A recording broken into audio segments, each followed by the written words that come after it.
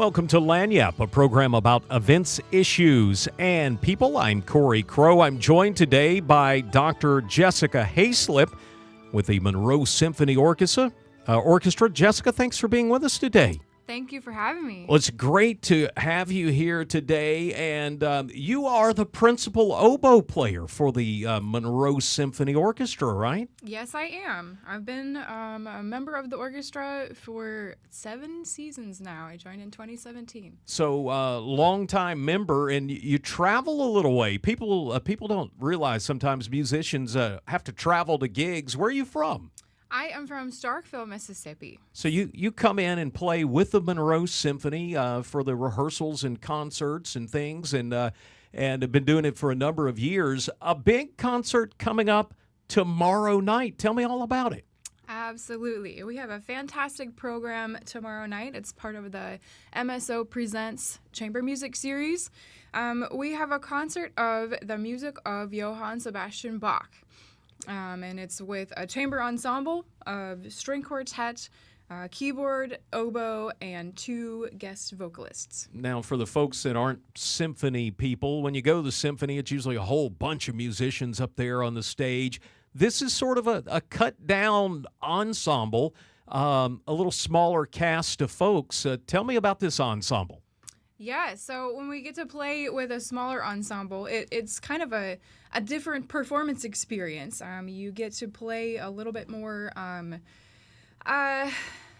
with a little bit more creativity, and you can respond to the changes that everyone's making in the music a little bit more easily. There's more freedom to do that.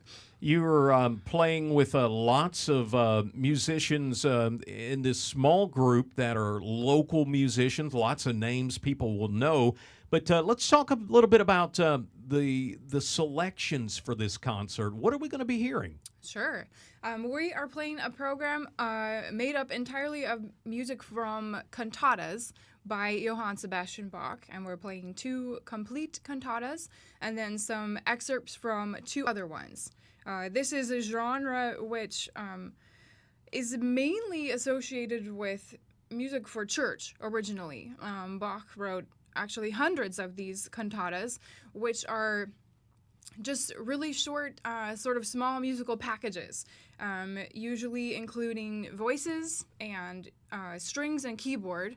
And then Bach usually adds maybe 1 or 2 wind instruments as well, like an oboe or a flute or trumpet.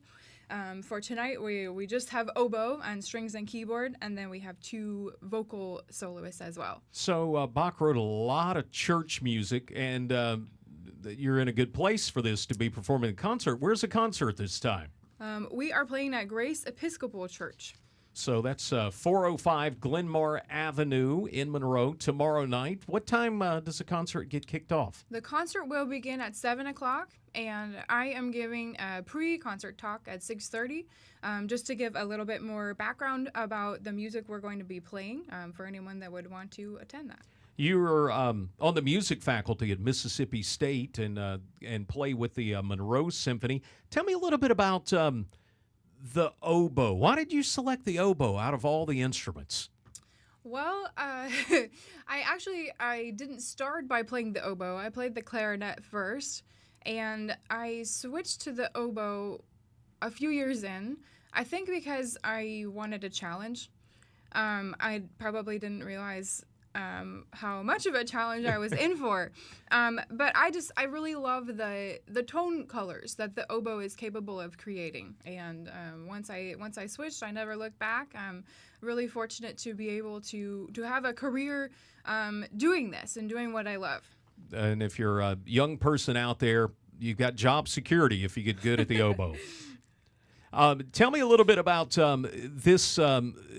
The oboe in reference to this ensemble. You've got a harpsichord, you've got a bass, you've got some strings, and then you've got a human voice in there too, right? Mm-hmm. One of the things that I really love about the music of Bach is that he incorporates the instruments and the voices together So they kind of function as equal partners. A lot of times in music that uses voices and instruments, the voices tend to be the most prominent thing, and the instruments tend to kind of just be in the background or providing a sort of accompaniment, and they don't really get to do as much maybe as the voices.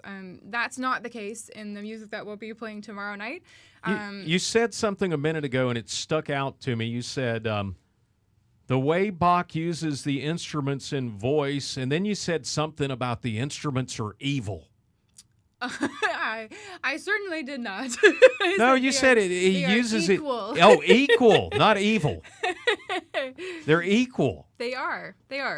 Okay, well, that's a whole different thing. I was trying to figure out, you're playing the wedding cantata, and I was like, okay, how does the evil part go in there? The concert tomorrow night at the Grace Episcopal Church, 405 Glenmar Avenue.